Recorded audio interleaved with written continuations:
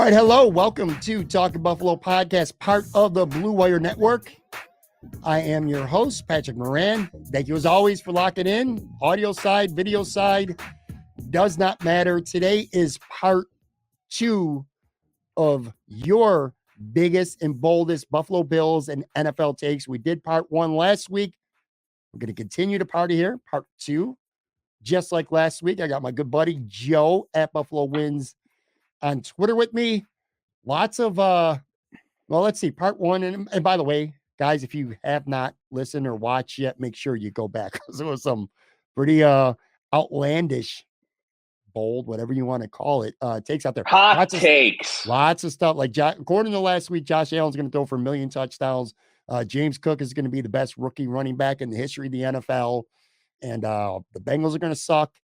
And I said the Bills defense was going to finish in the bottom half of the league. Yeah, last week. And by the way, also we had a little bit of technical difficulties, a little bit, but we recovered. It's Pat's fault. I'll just blame it on him. It's Pat's fault. Like we recovered like the pros we are. But anyway, yeah. So Joe ended the last podcast with his own bold prediction for the Bills, and he's going to do the same today. But to recap where we left off last week, you said the Bills were going to be in the bottom half of the NFL in the defense, which is bold considering they were number 1 last year, and added Von Miller. One thing before I ask you, before I follow up on that, we are taping this the same night. So this is airing a week from when we taped. I just wanted to put that out there because we're reading off other people's, big, bold takes right now. If something crazy happens involving the Buffalo Bills, a player or something like that, and we don't talk about it over, if it's something that happened in recent days, that's why, because we taped this a full week ago. I bet you will drop this before next week. I'm going to bet that right now. You're going to sleep on it, and you're going to go, you know what? Bonus episode right now. The first part's already a bonus episode. This part is going to be a bonus from next week. Real episode. Okay. If you want to know, and by the way, if you want to know my dedication to this craft right now, I am missing, because we're taping this on a Tuesday night, pretty late. This Is Us has become one of my favorite TV shows of all time. And I am missing the second to last episode. It is an amazing show. And a lot of people, you want to talk about bold takes, we could probably do a whole podcast just on people's bold takes, because either people think it's the greatest thing ever, or they're bored and they absolutely hate it. We'll talk about that another time. The wife loves the show. I'm with your wife. I think it's one of my 5 favorite shows of all time, and we'll see how the last 2 episodes play out, and then it might even climb a little bit higher. But anyway, missing that to tape this. Back to you. The Bills, the number 1 defense last year. Why do you say that they're going to finish in the bottom half? Which, by the way, could mean 15, 16, but that's still technically the bottom half. Schedule. I mean, I think it's a quarterback play they're playing this year. I think it's monster. It's much bigger than last year. Much bigger. The top 3 quarterbacks they played last year in the regular season were Mahomes, Brady, and Tannehill. Okay, like, stop me if you think I'm wrong in that regards. Those are the 3 best quarterbacks they played. They played Cam Newton, garbage. Tyler Heineke, Tua. Wilson, like, they played Davis Mills. A lot of garbage. Davis Mills, a lot of garbage quarterbacks. This year, I'll just give you a prime example. Kirk Cousins, who was probably not even in the top 5 for quarterbacks they're playing this year, would easily be in the top 3 for the quarterbacks they played last year. Like, him and Tannehill are kind of neck and neck as far as I'm concerned. They're kind of the same. As far as I'm concerned, it's take your pick. But they got Stafford, they got Lamar Jackson, they got Mahomes, they got Rodgers, they got possibly Deshaun Watson if he doesn't get suspended. They got Burrow. Like, they got it's a much stacked lineup of offenses this year than it was from last year. And I know they got Von Miller. God bless Von Miller. I think hopefully he'll be good. Like, he's not gonna hit a Mario Williams wall or anything like that. At his age. But Trey Waite's coming back from injury. They're still a little bit thin at cornerback as far as I know. They got Elam, so maybe he'll be good. Maybe he'll be Trey White as a rookie. Who the hell knows? But I don't think they're going to keep up that top 10. I agree. Don't. Oh, I don't know about falling into the bottom half, but what I do agree with you with is that they're definitely playing on paper anyway, as it seems right now, a tougher schedule, plus some younger quarterbacks. in their own division, Tua and Zach Wilson, who might improve, even Matt Jones. I mean, Yeah, the they book's can not get written on better. those guys. So, yeah, I agree that the competition level is going to be better for sure. And also, and I don't want to stray away from what today's topic is, but I will add, because it's to your point, to your bold prediction. I said last year, I don't think the Bills defense was all that. They weren't quite as good. They weren't the No, best defense in the NFL last year. They were good, but they weren't. They got exposed too many times to be a truly great defense, including the playoffs when it mattered the most. I mean, we could go on and on about the 13 seconds forever. That defense played lousy pretty much that whole game. So it's bold to say that, but not outlandish. I think Now, it's bold. I think it's I sure. think so. As I said, I don't know how big of an impact Von Miller's going to have on the pass rush. I think I think the defensive line's great. Well, I let's also not. think I don't. go Don't ahead. jump. Don't. I was going to say, don't jump too far ahead, because some fans are going to have thoughts, and I'm sure you'll have Okay, reactions to those. sure. So, to our point, we're going to jump back in, and these are tweets. I put it out on Twitter last week. I asked fans to come at us with your biggest and boldest Buffalo Bills and/or NFL predictions for the season, and we did about half of them last week. We're going to do the other half this week. So let's just pick up kind of where we left off.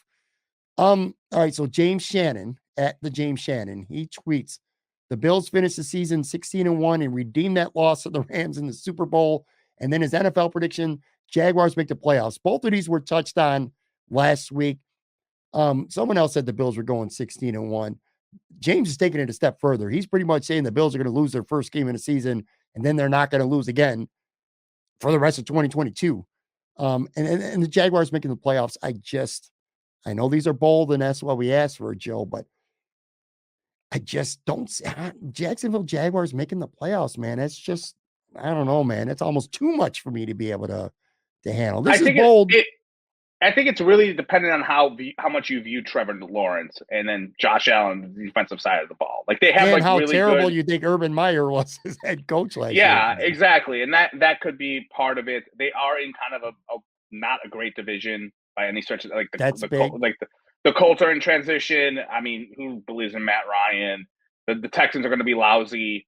The Titans are kind of in transition too. I don't see Yeah. them making the playoffs, but I could see them winning like 6 games or something like that, 6 or 7. You know what I mean? There was one party that of your take I don't agree with, which we'll get to in another tweet. Yeah, and look, Joe and I both do not think the Bills are going to go 16-1 and only lose the first week to the Rams, and then what would they run off? That's 16 in a row during the season, and 3 or 4 if you count the Super Bowl after. No. Anyway, all right, let's continue here.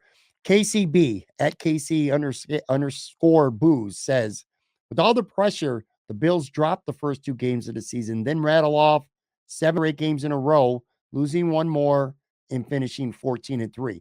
14-3 is bold any way you look at it, as good as this team is, Vegas favorite or not. I mean, yeah, not a lot to add to this tweet. It sounds feasible, at least. Yeah. First 2 games, I don't know. I don't know. That's kind of bold, but whatever. Well, it is. Well, it is, but it is not in a way, because look, man, the Bills have not played well against Tennessee the last 2 years now, and Derrick That's Henry true. has gotten the better of Buffalo, and Tannehill has played much better against Buffalo than he has a lot of other teams. So it's not out of the realm of possibility for the Bills to lose their first 2 games. Rattle off 7 or 8 in a row. Again, tough. 14-3. I like it. That's what we asked for. A bold tweet. That's bold. Moving on. John Oldenburg at John Oldenburg says the Bills beat the 49ers for the Super Bowl. Both Green Bay and Kansas City don't make the playoffs. We already talked about Kansas City last week. This guy's got Green Bay missing the playoffs, and he's got the 49ers. The Bills beating the 49ers in the Super Bowl. Is this Chris Berman like circa 20 years ago or something, man? Look, I mean, San Francisco was good last year, but Trey Lance is probably their quarterback this year. It's going to be his first year as a starter. The NFC, I will say this, unlike the AFC, which is just loaded, the NFC's not. So I could see a San Fran maybe making. I mean, look, they made it to the title game. What 2 out of 3 years or whatever, like the NFC Championship. I don't see Green Bay or Kansas City not making the playoffs. Like, come on, like stop with this nonsense. We had the Chiefs thing on the last. We talked about the thing. Chiefs last week. We disagree. Yeah, well, Green Bay. We don't disagree. Yeah, you think it's a possibility. I don't. I think that's bullshit for both of these. Green Bay and Kansas City missing the playoffs. I don't. I'll be walking on water if that happens. I think Green Bay's got a far better chance of winning the top seed again in the NFC before the playoffs, and then ultimately losing in the playoffs because that seems to be what they do. Aaron Rodgers is a regular season god, and then he's pretty pedestrian in the playoffs. I mean, he does have a Super Bowl, and you can't take that away from him. But over the course of his career, it's kind of in the trend, at least over the last handful of years, not playing as well in the playoffs. Yeah, I don't see Green Bay not making the playoffs. I don't see the Chiefs not making the playoffs either, but I don't think that's outlandish. 49ers in the Super Bowl, though. All right. David at super_nerd00. Bills break the 2007 Patriots point differential record of 315. For math purposes, Joe, that means the Bills would have to average over 17 games, an average victory margin of 18.6 per game. And that's if they go undefeated. They lose a game, obviously they would have to increase that. That is that's I know people love the Bills, man. I get it, but man, that's a tall not task. That's their schedule is too tough. I mean, the Patriots of 2007, that was the year that the AFC East was horrible. Like the Bills finished in second place with a 7-9 record. I remember this, and the Dolphins and Jets were 2 wins each, maybe 1 win. So I mean, a lot of it is scheduling, and I do think the Bills' schedule is a lot tougher than it's been in a while. They play a lot, so I don't think the 315. No, what was it? What was their point differential last year? Do you remember? I don't have. I think it was really high, but because they blew out a lot of crappy teams, and they won big. They barely lost. They lost. They were they didn't win a game last year by 1 score. Every 1 score game the Bills lost last year, which was a big problem. Before I go to the next tweet, let me ask you this, and again, bold tweet. We asked for it. We certainly got it. That is pretty damn bold. Not impossible because this team is loaded, but do you worry a little bit before we get to more tweets here? The Bills being as favorite as they are, you find me a media outlet. I don't care if it's ESPN, Sporting News, Sports Illustrated, Fox Sports, whatever it may be. Find me a media outlet, and I'm going to find you a power rankings that has the Bills number 1. The Bills are literally number 1 everywhere. The Bills are favored to win the Super Bowl right now in Vegas, the betting favorites. Do you worry a little bit about this team being ranked that high and put on a pedestal right now when at the end of the day, this is a team that got beat convincingly 2 years ago in the AFC Championship. And then last year, of course, they should have won. And if they probably would have beat Cincinnati and went to the Super Bowl, but they didn't win. They lost in a divisional round. Seems to be a very lofty bar. The bar is insanely high for this football team right now. Does that concern you a little bit about a team that, for me, I've always enjoyed being the hunters more than the hunted? I would say there's maybe a concern about I don't think there's a concern that they're too cocky or anything like that. They're too overconfident because everyone's picking them to be great. Right. I mean, I think last year heading into the season, they were picked by not as many as now, but they were picked to go pretty damn far. Because they were 1 game away from the Super Bowl in 2020. I do worry about the pressure getting to them because now it's I don't even know what the realistic expectations are in terms of what makes a failure of a season. If you lose in the divisional round, that feels like a failure of a season. If you lose in the AFC Championship game, that kind of feels like a failure of a season. It is. It's not kind of. It is. It is. Yeah, if you don't go to the Super Bowl this year, is a failure to me. No question about it. And that can maybe worry me a little bit that they'll put too much pressure on themselves, maybe. Because look, I said this in the last podcast we did that they still went 11-6 last year. They were 7-6 at one point where they had a lot of losses, against teams that were they got crushed by the Colts. They lost to Jacksonville. The moment did seem at times to be a little bit too big for them, where they were just kind of going through the motions a little bit. Too big for the coaches, for sure. There's no Yeah, question about definitely it the to me. coaches, but like there is a lot. There is definitely, man. This is the most pressure I think a team has had since probably '91. Like for the Bills, I'm just saying by the Bills standards, where like after Norwood missed that kick, like everyone was like, they got to get back. They had Sure. to Yeah. get Yep. back. Yep. And then once they started getting crushed, it kind of changed a little bit. Where you were kind of like, I don't know what the hell's going to happen. Like it wasn't as much pressure because like I think people at that and when we were younger, it was not expected that we kept thinking that it was going to end sooner rather than later, and it didn't because they went back 3-4. But like that 90, I remember 91 was like they need to go back because of how they lost, and I feel like that could be the case here. Whereas like that 13 seconds is like they got to go back and go further than that. They have But to. Anything yeah, they short have is a to. failure. You're the Yeah. favorites. You talk about a process growing, developing. Josh Allen is what he is now. Many think he is the best quarterback in the NFL. And outside of Buffalo, it used to be just Buffalo. Now there's a lot of people period around the league who say that Josh Allen is as good as Mahomes or anybody or better. And there's nowhere to go right now to besides getting to the Super Bowl where it's not a failure. You look at and again the process, the years. You look at a team like the Bengals last year, 4-15-1 the year before, man. Joey Burrow's first full season in the league, and they very well not only did they get to the Super Bowl, they probably should have won the Super Bowl They almost, yeah. last year. So yeah, I do worry about pressure. The way I see things playing out is to our point that we've been discussing. The schedule's really hard early on.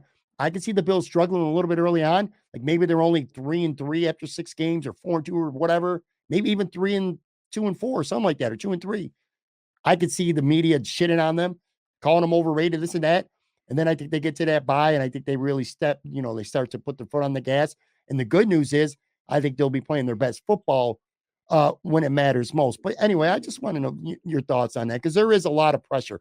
Back to our tweets here, because I said I thought you were wrong about one thing. Michael Rickmuth says the Colts get the 1 seed in the conference because of their division, and they also play the NFC East. I don't agree. I think the Colts are a good team. I think Matt Ryan is a big upgrade over Carson Wentz. I think the Colts got a great offensive line. I think Jonathan Taylor's as good as any running back in the NFL, and they got enough good pieces, and they're playing in a weak division, to Michael's point, and they're I'm playing not. a soft schedule. Maybe Okay, yes. one more thing I too. don't think the Colts. Go One ahead. more thing too. Last year, and it could be the same kind of situation because I think this is where you would go with it too. The Titans were the number 1 seed in the AFC, but ain't no one in the world thought the Titans were the best team in the AFC. You know how loaded the AFC West is. The Bills got a tough schedule. Colts don't. I could see the Colts. I could see this tweet having some merit. I could see them winning their division. Definitely not a number 1 seed. I am not. I don't think Matt Ryan. I think Matt Ryan's toast. I think he's been toast for the last couple of years. Yeah, he's going to a better team than he was on with the Falcons, but I think he's toast. I Okay. really do. All right. But they could win because of their division, yes, but not. I think they're going to win because of their division. I think they'll be in.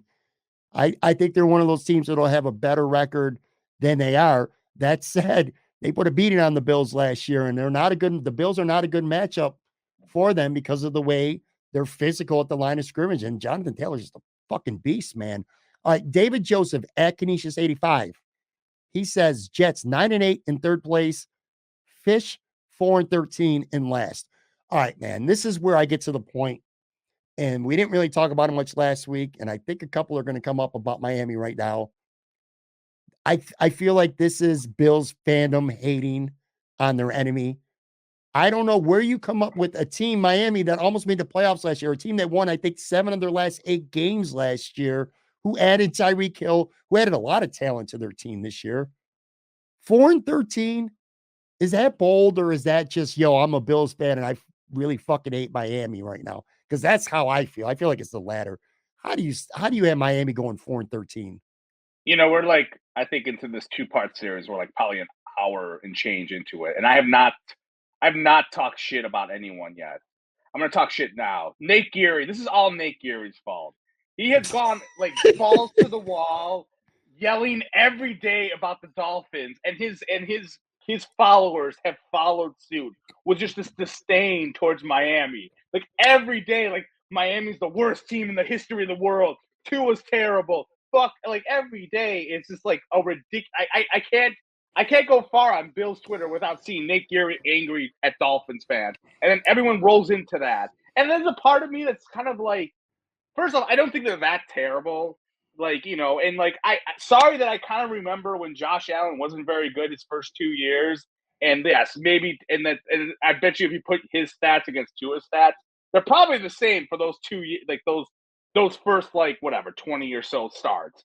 But and then like everyone's like, he's terrible, fuck him, he's going to hell. Like, and I sometimes wonder, like, you know, the Bills are like, they're supposed to be this upper echelon team right now, where it's like, why are people just constantly just taking dumps on the Dolphins? Like, shouldn't we be like looking at better things? Like I just remember like during the drought, like, did the Patriots fans really make fun of the Bills fans and coming into anyone's tweets and being like, "Oh, you guys are losers"? I don't think the Patriots gave a shit. Their fans cared about us. They cared about the Colts. They cared about, like, you know, the Steelers, teams that they were going against, and they were gonna like get in their head and talk about. And instead, I feel like we're just dumping on teams that we feel are inferior. Instead of we should be starting wars with the Chiefs fans, starting wars with like the Ravens fans. Like those are the type of fans we need to go to war with. Like, I agree. It's tradition because it's Miami. I mean, no. Those fans, don't talk to me about Miami Bills tradition. Like that's if you're 30 and under, you don't get that tradition. Come on, sorry. Well, we're over 30, so we do. No, get it. Under 30, well, like 35 maybe. Like you'd have to be in the Miami Bills rivalry has been dead for like 20 years. I think it has been, dude. Come on, no one, you and me like remember it, but like if you're Nate Geary's age, you don't fucking remember Marino versus Kelly. Regardless, it's all Nate Geary's fault. That's why people hate Miami, and they cannot shut up about like taking a dump on them all the time. Bills fans hate Miami because of our good friend Nate Geary. Sal Capaccio and Jeremy White, people hate the Patriots because of them too, because they obsess over shitting on their fans, and there's some fans who just, I kid about that one, but anyway, there's some fans who just hate them because they're in our division. But anyway, my point that I was making there was, I'll say this too before I get to the next tweet. I'll go back to the one from David. The Jets 9-8, and if I'm a New York Jets fan, my goal for the season, like the Bills right now, we just talked about it. It's Super Bowl or bust as far as I'm concerned. You don't get to the Super Bowl this season's a failure to me. If I'm a New York Jets fan, 9-8, that's my goal. If I have a winning season, if I have a 9-8 record and a winning season this year, I think that's a good year for the New York Jets. Miami 4-13. My point was this. That's just ridiculous. All right. So many bad things would have to happen for them to go to 4-13. I almost feel like that's not even a bold take. That's just a Bills fan hating on Miami. Let me continue, by the way. Moff 43, MAF 4359. Here's his tweet. Tua gets benched second half of the season. Zach Wilson takes next step. Jets extremely competitive. No periods here from our boy MAF. Mac Jones takes a step back due to lack of coaching. OJ Howard is a red zone stud. Ed Oliver gets biggest benefit of having Von Miller around. A lot to unpack here. I agree about Ed Oliver, by the way. We saw Aaron Donald's, well, he already was the best defensive tackle in the NFL, but Von Miller's arrival in the Rams really helped him as well. We talked a little bit about OJ Howard last week. Red zone stud, might be pushing a little more, but again, I don't compare him to Knox or great tight ends. I compare him to Tommy Sweeney, who was the Bills' second tight end last year. So that's a big upgrade. We might talk about Mac Jones a little bit. Zach Wilson, if the Jets, we just said, or I at least said, their goal should be to be a 500 team this year, that's pending on Zach Wilson, because I think the Jets got a lot of good young talent, but Zach Wilson needs to be better. Tua getting benched in the second half of the season, it just, this tweet aside and this podcast episode aside, this whole off season, it just blows my mind how much Bills fans think Tua stinks. And I'm not there yet. I'm not impressed with him, but if I'm a Dolphins fan, I'm not ready to give up on him.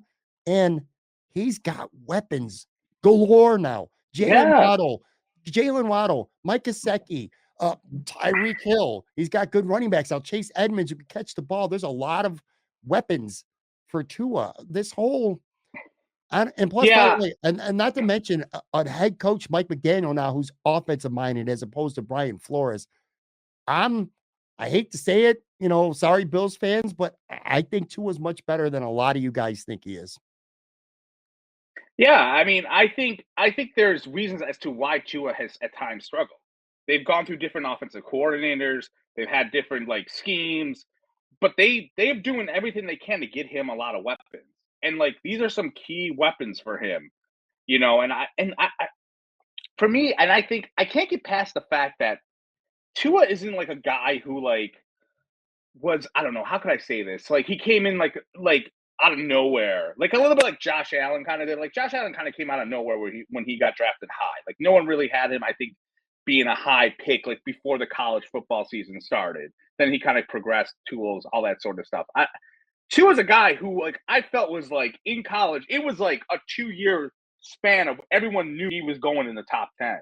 And it was like the suck for Tua, like Yeah, there teams was wanted to be tanking for him. Teams were talking about tanking for him. yeah. Or And fans then like were. he got injured and like had a really bad injury. And I think his first year they kind of kept going back to with Fitz and him and et cetera. But like they put a lot of weapons with him. I just don't think he's as I don't think he's as garbage as like as your boy Nate Geary wants to It's indicate unfair and to call him garbage control. now. That's my whole point. And I Yeah, know you agree with this too.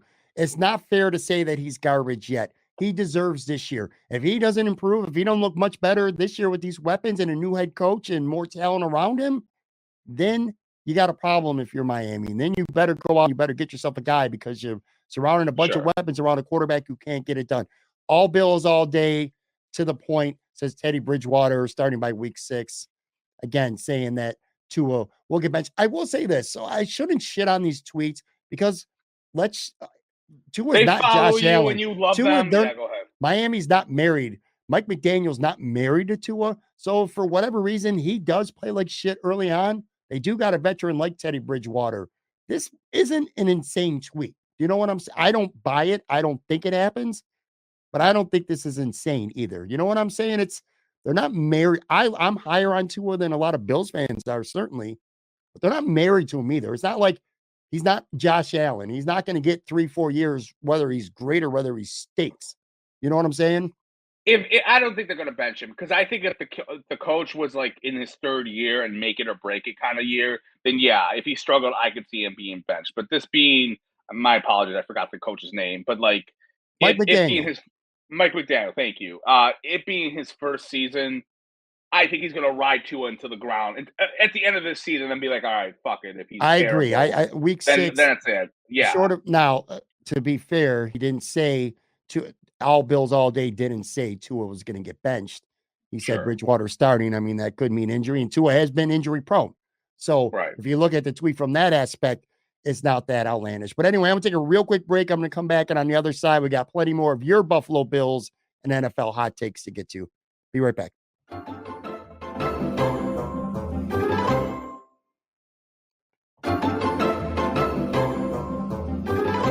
All right, I am back with Joe at Buffalo Wins on Twitter. Let's continue and get some more of these tweets in here before we get out of here. Bill S says at Crazy Bill on Twitter, Patriots finished last in the AFC. They're going to intentionally tank. I included this tweet because I mean we've already talked about the Patriots finishing last.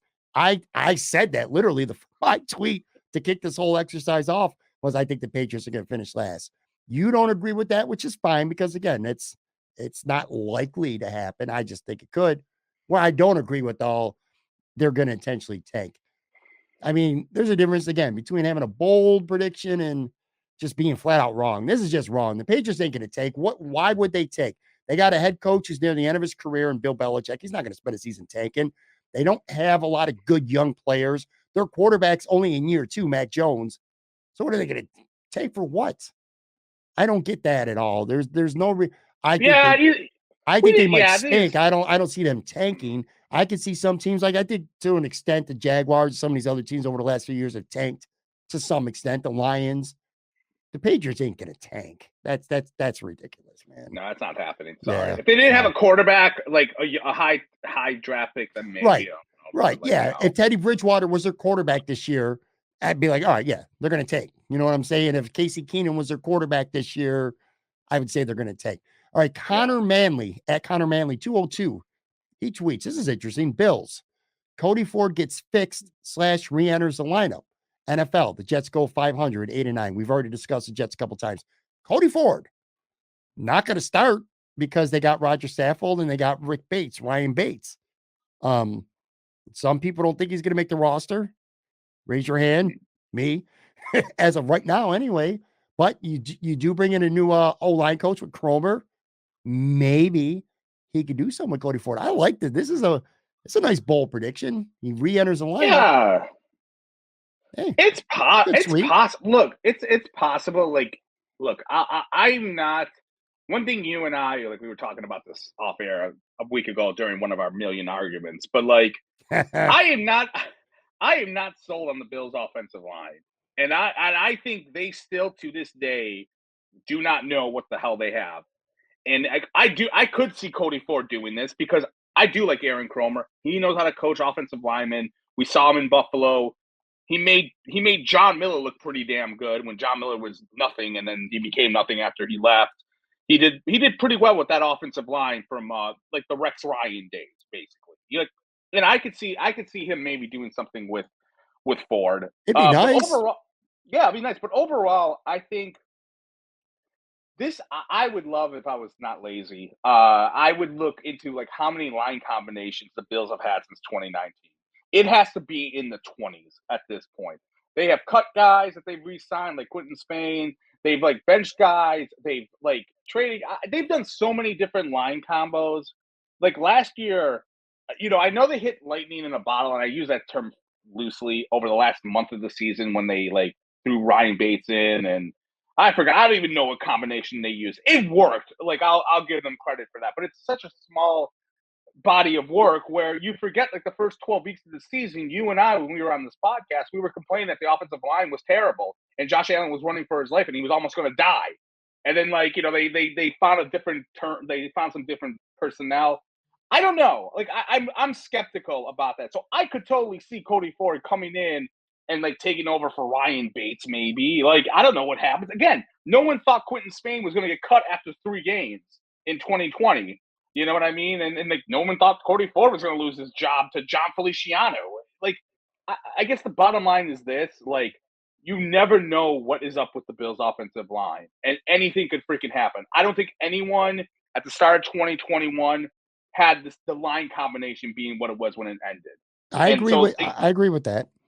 I don't think he's going to start the year. I don't think he's got any real short of injury. I don't think he's going to start the year as a starter because Roger Saffold is starting at left guard.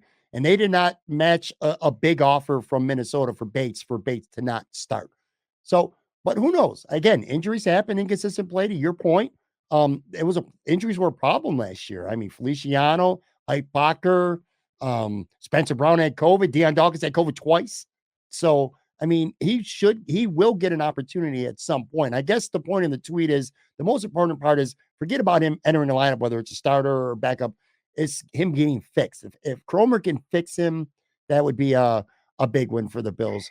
All right, let's keep this going here, just in case. Jay at Jameson Cole says Mckenzie has 7 touchdowns this year between the air and the ground. I looked it up. Isaiah McKenzie has 10 total touchdowns during his Bills career, parts of 4 seasons combined. 10. 7 is a very that's a very ambitious number for a guy who I don't see a big time path to him getting a lot of playing time. It depends. I mean, when he's on the field, he's good. I mean, he was great in that Patriots game. If he's on the field, I mean, I think that's doable. Yeah, if he's on the field, I think he'll have some weeks where he'll be in the game plan. And I think there's going to be some weeks where he's not, though.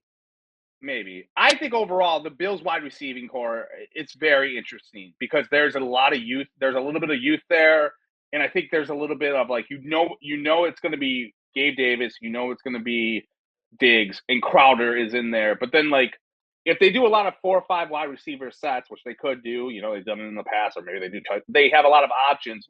One of those guys could take off who you don't know, because again, they got rid of Cole, they got rid of Emmanuel Sanders, and they only brought in really one veteran into that fold, and the rest are all kind of young guys. So let me say this: I like Isaiah. I'm not gonna lie. I think when he impressed me in that Patriots game, but again, you need a bigger body of work probably before you start saying he's going to get 7 touchdowns in a let me season, say this. but Let's go back to our first episode last week. I don't remember who it was somebody said Jamison Crowder could be a surprise cut. I'm not saying he will be a surprise cut, but I would not be floored if Isaiah Mckenzie ended up being a surprise cut, because you got your 2 receivers, you got Jamison Crowder, you got Shakir, the rookie. Those 4 are locked in. Trust me, those guys are locked in. And unless injury happens, of course. Kumaro might make this team on special teams. He's a good special teams player. I think it could come down to Isaiah Mckenzie versus Marquez Stevenson. Now, Stevenson would be the more likely guy to get cut, but Stevenson has they both have special teams value. And Kumaro has a lot of special teams value. I'm not saying Mckenzie's going to get cut, so I don't want that to be twisted. I'm just saying if you were to put me on a spot, it's just fresh in my mind right now where you said, name me a player or veteran that would be like, oh, this guy got cut. I would say Isaiah Mckenzie's on my list. That's just throwing it out there, man. Anyway, that's possible. I mean, if you wanted me to predict like what veteran surprise cut, yeah, it's possible for Isaiah Mckenzie, in terms of that, or Zach Moss. I guess that's the other guy. Maybe gets cut. I don't know. Yeah, Zach Moss definitely. They have 4 running backs in that room right now. Yeah, if Duke Johnson beats him out, I can totally see it happening. CNY's favorite tweeter at Fracking Sabers. It's Fracking Sabers. He's a good guy. I like him. Yeah, he's a good dude, man. Twitter guy. I like him. Actually. Here's his take. He says Tyler Bass going to break his own point record with 160 points this season. Again, me being the math genius that I am, I did the math. Yeah. And for Bass to break his own record, he would have to average 9.41 points per game. And again, he did it last year in 17 games as well. I was going to say, most of these records that we talk about, it does matter that this team has an extra game now. Not this record, because he said it just last year. But 9.4 points per game. The only reason why I think he might not make that is because I don't know that the Bills are going to settle for all that many field goals. Let's just say he kicks 1 field goal a game. That's 3 points. They're going to score a couple touchdowns a game. He'd have to average 2 field goals and 3 touchdowns a game at least to get to 9.4 points. That's a lot. I don't think I'm going to say. Go ahead. Yeah, I don't think he will, because I'm going back to this. I think there's going to be a lot more shootouts this year. And when you're in shootouts, you're not kicking field goals. You're going for touchdowns, etc. Yep. So I'm going to say no. All right. I agree. All right. Bills, Jermaine Edmonds will prove everyone wrong. NFL Chiefs will miss the playoffs. All right. I'm going to, Matt Henry, by the way, at Matt Henry 92, put this out there. Again, there's nothing to discuss here. We've already talked about the Chiefs, and Jermaine Edmonds, to me, is not bold one way or the other, because again, half the people already think he's great, and the other half the people think he's going to be overrated no matter what he does. So let's move on. Interesting tweet, though. He'll prove everyone wrong. He'll prove half the people wrong, one way or the other, for sure. Chris and Parts at Knees Ma. Groot, 10 or more sacks. I think I got another one here, too. We're going to continue that going. Giant L. He's at not Amish Liam. The NFL Giants win a playoff game. Come on, man. And then the Bills, continuing with Groot. Groot will have over 12 sacks. So Eam says that Groot's going to have 12. And Chris and Parts says he's going to have 10. Groot had 5 last year, by the way. I looked it up. The only Bills, someone else, and I don't even have it up there. Someone also said he was going to have 14 sacks.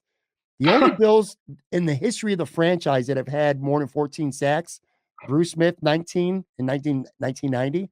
Bryce Pop, 17 and a half in 95. Bruce with 15 in 86. And Mario Addison with 14 and a half in 2014.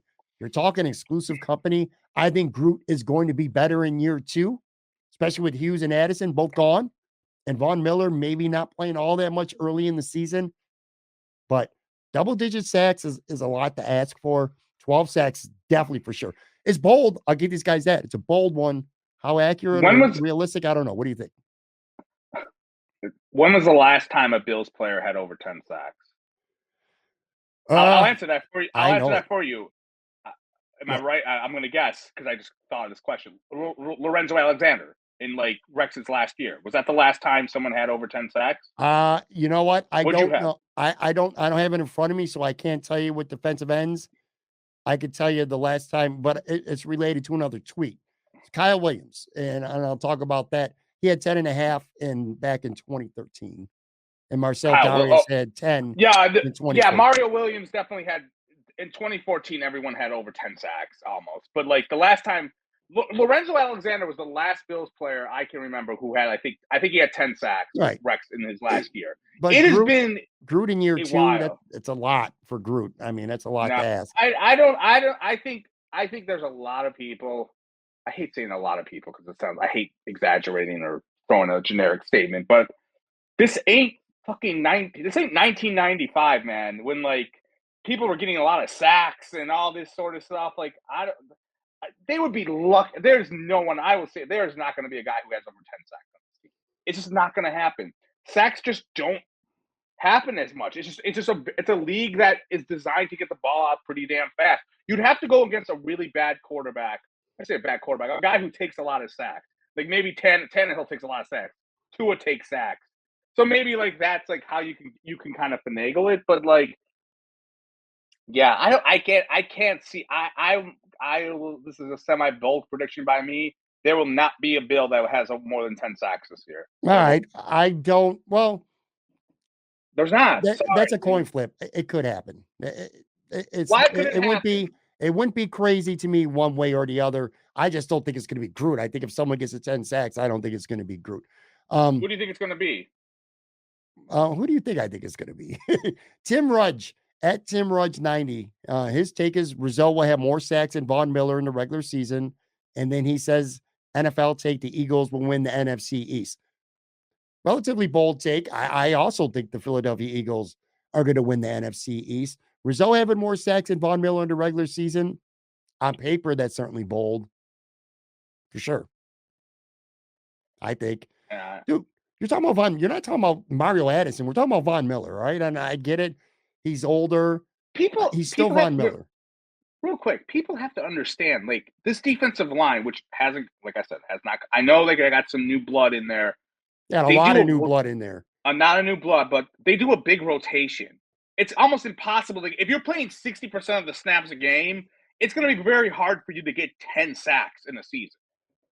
I agree with that. Am I wrong? Like, yeah, if you're not. I agree with that. Is Sean McDermott? Is Sean McDermott going to finally change his philosophy? He's going to have to. You got Von Miller's not going to play 50, 60%. He might early in the season. Von Miller ain't playing 55% of the snaps late in the season. There's no freaking way that's happening. That's going to be a big talking point on Mondays when media and people tweet out the snap count, which you can get a Pro Football Reference, and people see that if Von Miller is playing less than 70% of snaps, I think you're going to have an outcry on Twitter if the Bills defense is kind of struggling a little bit. Agreed. And Ed Oliver. Ed Oliver should be playing a lot more than 50, 55% of the snaps as well. All right. This might be a bot. Boogie at a bunch of shitload of numbers here. He says, this is a bot. Boogie tweets, Boogie Basham leads the Bills in sacks. All right. Next, please. There's AJ Epinesa. Is AJ going to be on this list too? I think Boogie Basham. Shaq Lawson's going to do it. I think Boogie Basham will be the third defensive end, though. I will say that. Why are you putting this Von Miller sets a sack record? Oh, come on, dude. Because for the people listening who aren't on YouTube, Joe, let me read it. Don Tolano, at Don_Taliano, his bold prediction is Von Miller sets the sack record. That's yeah, sorry, Paisan, you're wrong on there. Okay. Yeah, he's not, he's not 23 sacks would be you need to like change your quality filter on Twitter with these replies there, buddy. Well, listen, these are fans' opinions, man. Bold predictions. Joking. Yeah, now, bold crack predictions. If we said give me realistic stuff and you told me that, I'd be like, you're crazy. But we asked for bold shit, that's what we get. Frank. You should have just asked me for bold takes. Okay, go ahead. At Frank Lukovic. Good luck pronouncing this. Okay, go ahead. Good Bills. job. Von Miller gets 5 sacks or less. NFL. Lions make the playoffs. I'll repeat what I said last week. Joe Yurden would be very happy to see the Detroit Lions make the playoffs, which, by the way, I think the Detroit Lions are going to be an improved football team. They might make a little bit of a push. Maybe. Von Miller getting 5 or less sacks.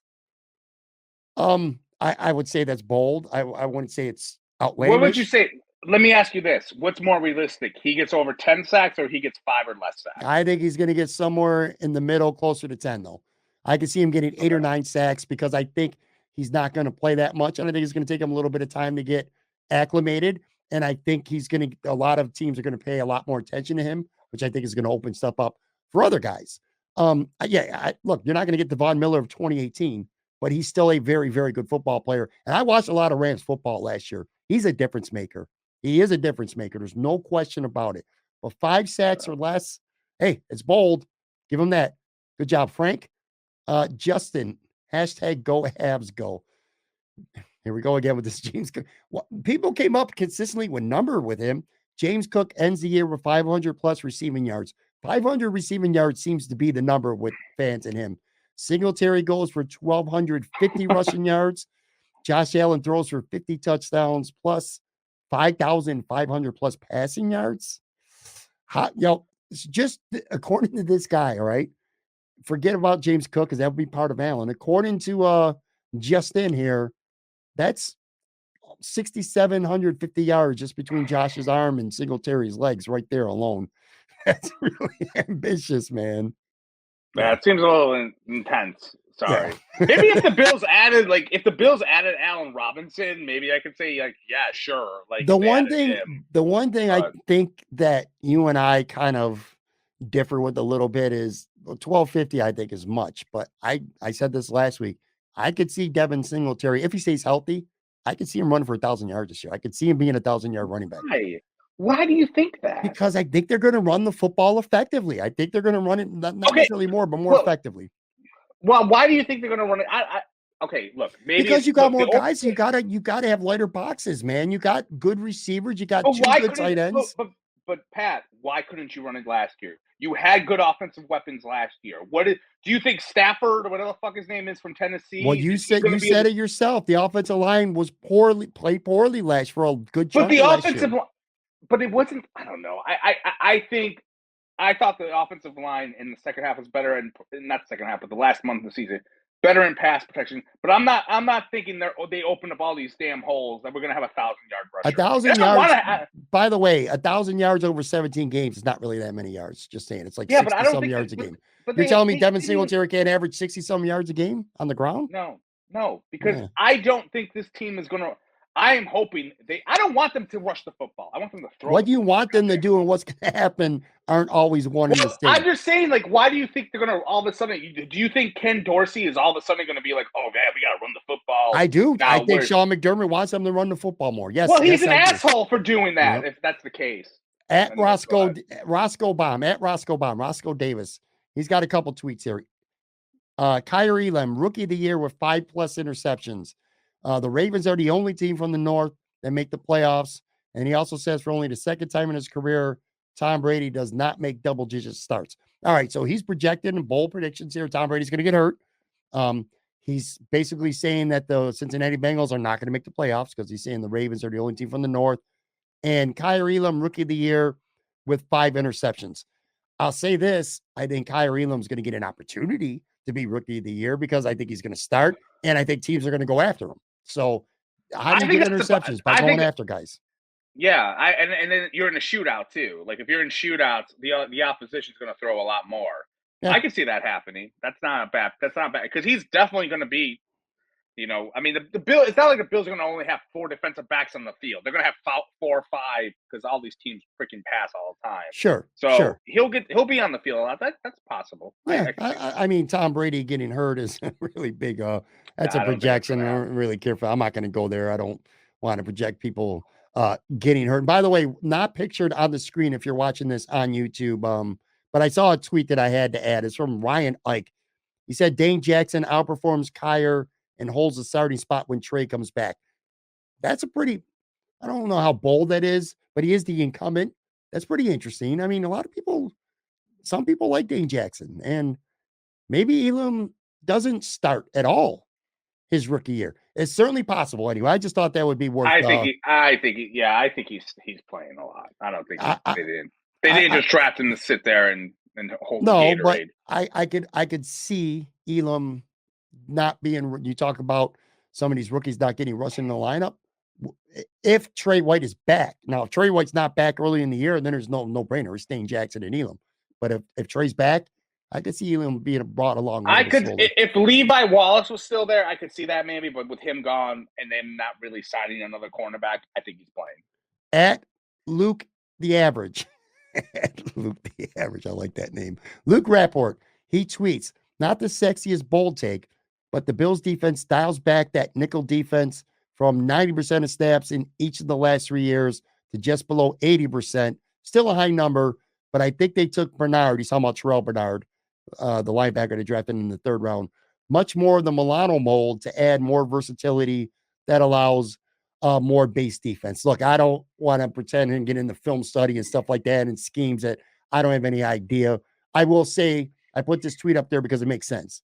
That could be a reason why they drafted a linebacker in the 3rd round so that they could play a little bit more base defense with a guy who's a better blitzer than AJ Klein was and who can cover better out of the backfield, but he's got more size than Teron Johnson, who's always on the field when they're in their standard nickel. I mean, I really don't got much to add. I think it's a good tweet. It was interesting anyway. Yeah. I think they're still going to have a lot more cornerbacks on the field than they are going to have linebackers. And yeah. I don't know much about Bernard. I mean, I don't pay too much attention to the draft, but I feel like he's there for special teams. And then if Tremaine Edmonds leaves next year, they try to put him in there. Maybe. Yeah. I don't know. Well, we'll see. Anyway, I thought that was interesting. At least it gives them an option to maybe play a little bit of a bigger base defense as opposed to having to be in a nickel all the time. They had to do something to replace AJ Klein too. Thomas Murphy at Murphy TV. Last couple here, by the way. Bills at Oliver, 10 plus sacks, who will lead the team. NFL. Texans win AFC South with a 9-8 record. That might be as bold of a prediction as anything I've seen. If there's a team that's got, I don't want to say tank, but let's not be good this year so we can get the top quarterback next year in a quarterback heavy class. It's the Houston Texans. They got some young players, but this team stinks. Winning the division with a 9-8 record, no shot. Ed Oliver, 10 plus sacks. I love Ed Oliver. I thought he became a stud last year. I think he's one of the best players on his football team. He might be the best player on this football team whose name's not Josh Allen, by the way. But anyway, 10 plus sacks. His career high is only 5. And I talked about this earlier. The only Bills defensive tackles to have 10 sacks or more in a season is Kyle Williams, 10.5 back in 2013, and then Marcel Darius had 10 in 2014. I'll give Thomas credit. That's bold. Ed Oliver, 10 sacks is bold without being ridiculous. The Texas is ridiculous, but Ed Oliver, I don't think that's ridiculous. Von Miller, again, I think the Von Miller effect is going to help him. He's going to get a lot more single blocking. So, yeah, he will. I mean, I just don't know about this 10 sacks, man. Like I said, like sacks just don't come out as much as they used to. And especially if you're playing really good offenses. And I think they're playing really good offenses this year. But hey, if they get some pressures, then great. Obviously that would be that they can lead to turnovers. But the reason why I agree with you, only reason why I agree with you is I don't necessarily buy the sacks don't come. Lots of players around the league have 10 or more sacks. Where I agree with you is Sean McDermott's philosophy towards constantly rotating. I think not getting enough snaps to get to double-digit sacks is a bigger factor than anything else with the Buffalo Bills. Yeah, I mean, and I think this is going to be the year where there will be more questions about that because I think there is a tier of guys we know. I think like from let's just say 18 to 2020, it was kind of this weird combination of they did that rotation, but there wasn't a perfect person for you to stand for. Like, oh man, they should be playing Shaq Lawson way more snaps, or Jordan Phillips way more. It kind of made sense for them to do kind of that whole like collection, whatever, defensive lineman by committee. Now it's not because you have Von Miller there, you have Ed Oliver there. Like those are guys who should play 70 to 80% of the snaps. I agree. Like, you can't make a case that they shouldn't be. And Greg Rizzo too. Same deal with him. He's a first-round pick. When you're drafting defensive linemen as high as they have been doing, you kind of are like, hey, why you kind of pick your favorites a little bit with like, why isn't this guy playing more? It's one thing when you have like a guy like you have Star Lotulelei and you have like other guys who kind of are just there. Like you're like, are you going to really pound the pavement for like these guys to play? But when you have stars and guys who are high draft picks, that's when you start questioning like, why is this guy not playing enough?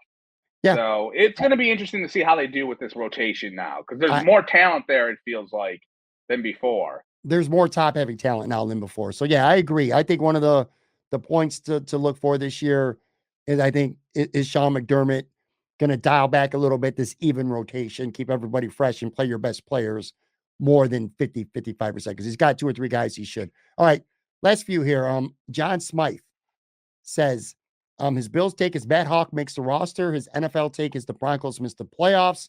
Broncos missing the playoffs, I would call that a lukewarm hot take, because again, they're really good and they got Russ Wilson and they had a lot of talent. They just sucked at quarterback. So they're very much in the mix, but at the same token, loaded AFC West. They could easily finish 3rd or even 4th in their division and miss the playoffs.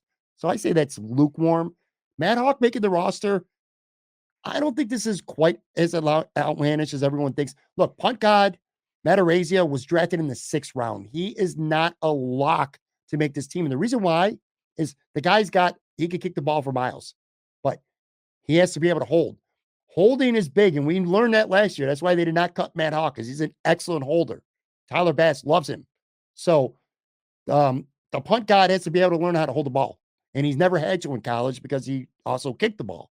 So he's going to have to learn how to hold, and he's also struggled some with accuracy with punting. He kicks the shit out of the ball, but he out-kicks his coverage.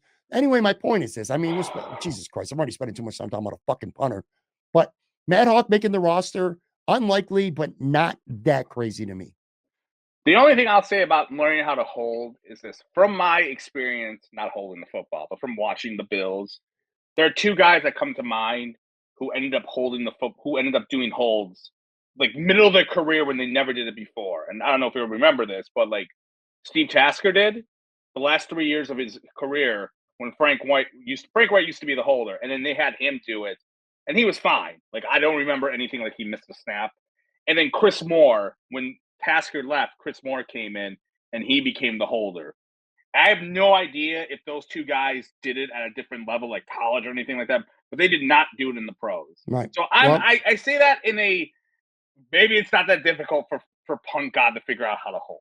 You know what I mean? I don't know. I'm not a holding expert over here. I'll say this, Joe, it does matter in this organization. Corey Bojorquez had great punting stats, but he couldn't hold for shit. And that's and that's the reason he's bounced around 3 or 4 teams in the last 2 years, because he's a lousy holder. Every team in the NFL wants their punter to be the holder, because you don't carry 3 quarterbacks on game day. And you know what? If your backup quarterback plays and gets hurt, now you don't have a holder anymore. So makes sense. Anyway, again, too much time on a punter. Speaking of Buffalo Bills recap, at Go Bills recap, the Bills set the record for fewest punts in the season. That's fun. Fun tweet. Okay. Sure. Why not? Right. Hey, they like to go for it. 2 more. Bills. Josh Allen wins regular season MVP and Super Bowl MVP. NFL. There will be 6 new teams that make the playoffs this year that weren't in it last year. All right. Well, I mean, Josh Allen winning regular season MVP and Super Bowl MVP. That's nice. It's fun. By the way, this was from that'd be great. At Crypto Nasty 75, by the way, is the one who sent this tweet. All right, Crypto, thank you. It's a good tweet. Not much to add. 6 new teams that make the playoffs. That's hard to envision. Well, who could it be? Who could, let's just try this. We kind of did that already last week. But yeah, right. Well, people may not listen to it. So, but we didn't do the NFC though. So the new teams could be, I'm going to count this: the Browns, the Steelers, or not the Steelers. Sorry, the Browns, the Ravens, the Seahawks, or not the Seahawks, the Broncos. You're losing it, dude. It's late. And the Chargers are like 4 teams in the AFC. Chargers, Broncos, Ravens, right off the bat, those are 3 good teams that are expected to make the playoffs. Who in the NFC could make the playoffs who didn't make it last year? Saints, for sure. Saints, really? I mean, yeah, I think the Saints. Saints are good. Saints got a lot of talent, man. They got a good football team. Okay. The Saints for sure. Again, we laughed last year when you were thinking of some of these teams that would end up being good. The Vikings. I think the Vikings could be pretty good. Sure. Maybe. Well, Arizona actually did make the playoffs last season. The NFC is kind of whack because I don't see it like a team going like, oh my God, this team. There's no Seattle right. There's no Denver team there or a Cleveland team where it's like, oh yeah, this team's definitely going to shoot it up and to get compete. To get the 6 new teams like Crypto tweeted 4 of them would have to probably come from the AFC. I could see that happening. Maybe 2 at the most or so from the NFC. All right, last tweet here is from Old Man Harris at Old Man Harris 1. Bold. I thought this was fun. That's why I saved it for last. Bold. Bills complete the first perfect season in modern NFL. Sure. McDermott is coach of the year. Coach of the decade. He should just be a statue right there. That you have a statue of McDermott. You're gonna give me a bold take to end this. This isn't a bold take because I truly mean this. All the stuff we've talked about between last week and this week with the Bills, all these good players and all these big numbers and all these victories, all this stuff about all these players. And if I'm concerned about one thing on this football team more than all else, is Sean McDermott. And I know fans are like, what? I'm telling you now, he was the right guy to bring in, a character guy, a culture guy. He got this team right. But I still am hung up last year on him blowing it in Kansas City. He is the reason why the Bills did not go to the Super Bowl, flat out. And the Bills did not win a close game last year. They lost every one-score game last year, literally. Sean McDermott has a lot. Sean McDermott has more to prove to me than anybody on this football team. And he's on the field on Sundays or Mondays or Thursdays because they play every fucking primetime game this year. Sean McDermott has more to prove to me than anything else. If there's something that could derail the Bills, minus injury, because on paper, they don't have no holes. Minus injury, if there's something that could derail the Bills this year, besides pressure, like we talked about earlier, Sean McDermott's got a lot to prove to me, man. Winning right now games with coaching. Game sure. day. And I agree with that. If Sean McDermott didn't coach another game, he would be Marty Schottenheimer. A guy who can turn around a program, get you 10, 11 wins, but then for whatever reason, he cannot get you to the next step. That's me being, if he stopped coaching today, yes, and that's what he would be. Agreed. He would be Marty Schottenheimer. I agree. But yeah, he's got a lot. He's got there's so much pressure, man. On the Bills, I didn't think there could be more pressure than last year going into the season when it was you going off the Chiefs game and they ran it back, and then this year is different because they added Von Miller. Once they added Von Miller, it just took the expectations up to level 10. Yeah, they went from being slight favorites to significant favorites, and that's because of the offense in the playoffs. I mean, we saw an offense that was literally unstoppable, and we saw a quarterback that was literally unstoppable in the playoffs. And then you go and you add Von Miller, and you didn't really lose anybody of significance. You lose Harrison Phillips, Levi Wallace, and all due respect, so what? You know what I'm saying? No, I agree. I do wonder what they're going to do with that defensive tackle situation, because now Phillips and Starr are gone. I don't even know who they're going to I like guys they brought in. Tim Settle, I like Tim Sweato, I like Daquan Jones. I like what they've done at defensive tackle position. But yeah, to me, the pressure is on Sean McDermott. He has to prove to me that he can game day coach in clutch situations in big moments and do the right thing. And we haven't seen that yet, folks. I'm sorry, but that's true. But anyway, you're going to have the final take. You did it last week. Do it again this week. Let's end this podcast. Give me your bold prediction. What do you got? Josh Allen will rush for more than 750 yards this year. And I will tell you why. And this is just completely, I'm pulling this out of my ass. But Ken Dorsey comes from the Carolina mold where he had Cam Newton back there. And what did Cam Newton do a lot of? He ran a lot of designed runs. I feel that's gonna happen with Josh Allen. He's gonna have over 750 yards rushing. That is my bold prediction. I predict a lot of people hope you're wrong because that means he's gonna get hit a lot more. But it makes sense. It makes sense. I'm not sure. Yeah, it'll be 200 yards more than what he's had, I think, in his career. I could be wrong over each year, but maybe I'll Google it afterwards. I came off the top of my head, and I'll be like, oh yeah, he had 650 last year, and I'll be like, what the hell am I thinking? But I do think he's you know what? The hell with this. I'm gonna double down. He will lead the team in rushing this year. Josh Allen leads the team in rushing. All right, well then yes, I guess Josh Allen's going to lead the team in rushing. There you go. I guess my Devin Singletary runs for 1,000 yards ain't happening. So no, Devin Singletary is going to get cut. No, I'm just kidding. He's not. But that's my bold prediction. Josh Allen leads the team in rushing. All right, I like it, man. Thank you everybody again for listening. Thank you everybody for watching. I'll be back casual Friday. Joe Yurden. Talk to you guys soon. Take care.